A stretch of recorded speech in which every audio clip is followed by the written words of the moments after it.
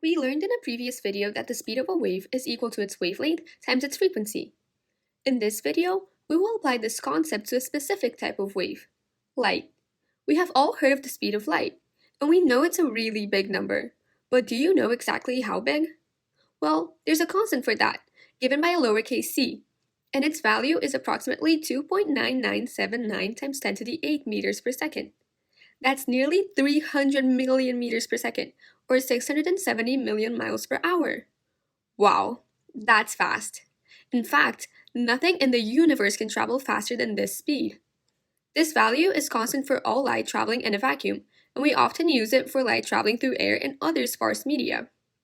So for light traveling in vacuum or air, we use this new equation, c equals nu times lambda. This equation is very similar to the one we saw in the previous video, but it can only be used for light, since nothing else travels at the speed c.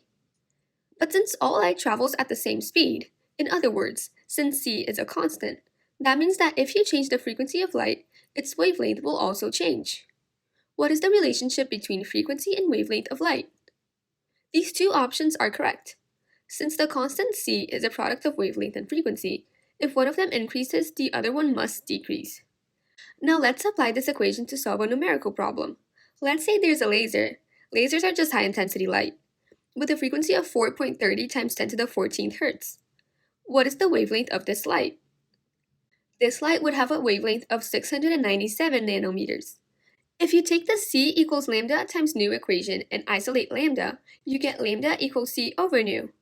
Plugging in the value of the constant and the value of frequency from the problem, we get that the wavelength is 6.97 times 10 to the negative 7th meters. 1 meter is 10 to the 9th nanometers, so the wavelength is 697 nanometers. Here's the visible light spectrum. As you increase the frequency, you move towards the left in this spectrum. That means that purple light has a greater frequency than red light.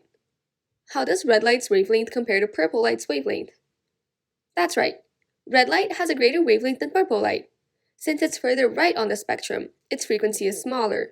But since frequency and wavelength are inversely related, its wavelength is bigger. Let's say purple light has a wavelength of 400 nanometers. What is the frequency of purple light? By isolating nu and plugging in 400 times 10 to the negative 9 for lambda, we obtain a value of 7.49 times 10 to the 14th hertz. Based on the value we found, what do we know about the frequency of red light? Exactly. As we have mentioned, frequency increases towards the left of this spectrum. Since red light is further right than purple light, its frequency is smaller than 7.49 times 10 to the 14th hertz. One last thing. When people say light, they're often referring to visible light, which is roughly between 380 nanometers, which corresponds to violet or purple light, and 800 nanometers, red light. But all electromagnetic radiation behaves the exact same way as visible light. So even though humans cannot see ultraviolet light or microwaves, there's still waves that travel with speed c equals 2.9979 times 10 to the 8th meters per second. UV or ultraviolet light has wavelengths smaller than 380 nanometers, which is violet light.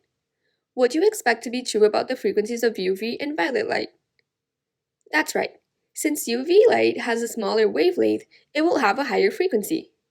So just remember, next time your friend says, "Hey, what's new?" you can tell them, "Nu equals c over lambda."